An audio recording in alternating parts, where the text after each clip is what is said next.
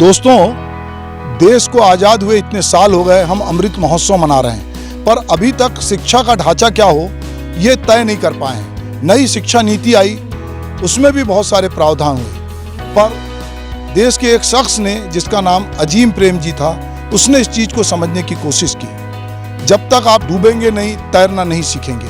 तो उन्होंने सोचा कि क्यों ना हम शिक्षा के क्षेत्र में जो गुणवत्ता की बात कर रहे हैं, संविधान में जिन मूल्यों की बात कर रहे हैं, उन मूल्यों की स्थापना कैसी हो।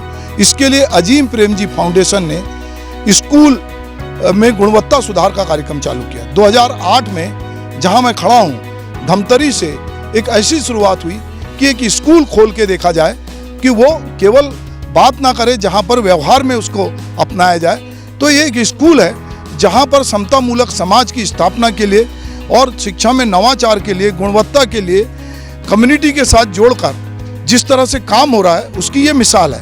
इस समय छत्तीसगढ़ के और भी जिलों में इस तरह की पहल हुई है। तो लगातार अजीम प्रेम जी फाउंडेशन जो काम कर रहा है, खास करके शिक्षा के क्षेत्र में, पिछले दिनों जब कोविड आया था, उस समय भी अजीम प्रेम जी फाउंडेशन ने जिस तरह का काम समाज के लिए किया, कम्युनिटी के लिए किया, उसकी भी बहुत सराहना हुई है। तो हम अजीम प्रेम जी फाउंडेशन किस तरह के काम कर रहा है, उसकी किस तरह की गतिविधियां हैं, उससे आपको चलिए रूबरू कराते हैं। हमारे स्कूल को देखें तो शिक्षा के प्रति बहुत अच्छा स्तर है ना। बच्चों को पढ़ाने का तरीका बहुत अच्छा है। अगर उन्हें समझ नहीं आया तो उसे दोबारा समझाया जाता है। जो हम अपने आसपास जो चीज़ें हैं, जीव जंतु, ये सब बायोलॉजी, फिज़िक्स इसमें आती, तो हम एक विषय है जिसके आधार से हम अलग अलग बातों को उस विषय के माध्यम से समझ सकते हैं और इसे समझने में बहुत आसानी होगी, क्योंकि हम अलग अलग सब्जेक्ट में पढ़ेंगे तो उस सब्जेक्ट में ये कौन सा विषय आएगा, कौन सी बातें की हम और अच्छी तरह से जान सकते हैं। मैं यहाँ 6 सालों से पढ़ता चला आ रहा हूँ। 6 सालों से? हाँ, तीसरी क्लास से। तो यहाँ पर पढ़ाई बहुत अच्छे तरीके से होता है। जैसे कि यहाँ पर हम लोग समाज से जुड़ते हैं और पुस्तकों से कुछ, जैसे कि जो भी बोला जाए तो समाज से उनको जोड़ने का कार्य रहता है, उनको हम करते हैं। और गाँव भी जाते हैं स्कूल की तरफ से? हाँ, जाते हैं। और जैसे कि कुछ समाज में जैसे सुधार करना है, धूम्रपान हो रहा है या फिर समाज में जो भी गंदी चीज़ें हो रही हैं, उनको रोकने का कार्य है।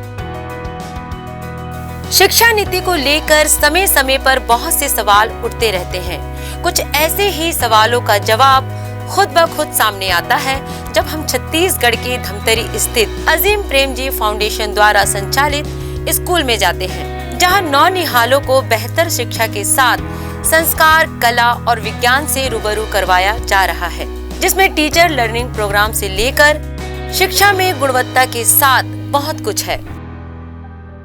शिक्षकों के पेशेवर विकास के लिए मैम, जैसे कि हम लोग ट्रेनिंग्स के लिए थोड़ा होते हैं, और वो प्रशिक्षण भी ऐसे हों जो उनकी कक्षागत प्रक्रियाओं के ऊपर आधारित हो, कि उन्होंने क्लासरूम में जब काम किया बच्चों के साथ, तो बच्चों के डे टू डे काम, मतलब भाषा सिखाने के दौरान या गणित सिखाने के दौरान उनको किस तरह की चुनौतियाँ आती हैं, जिसमें कि जो सीखना होता है, जो बच्चे के अंदर हम शिक्षा के एक तरीके से अपने ओर से प्रयास करता है, उसके बाद जो बच्चों के पास से चीज़ें उनके सीखे हुए का प्रदर्शन होता है, इन दोनों के बीच का जो अंतर होता है, इसके ऊपर आमतौर पर हमारे प्रशिक्षण निर्भर होते हैं, जिसमें भाषा और गणित, और अभी कोरोना के कारण जो 2 साल का जो सीखने सिखाने का गैप हुआ है, जिसमें लर्निंग लॉस की तरह हम इसको देखते हैं, तो इस लर्निंग लॉस को रिकवर करने के लिए हमने मतलब कुछ तरीके सोचे हैं, जिसमें कि बच्चों को पिछली जो कक्षाओं का, हालांकि बच्चे आगे बढ़ गए हैं लेकिन उनको पिछली कक्षाओं के कौशल अभी तक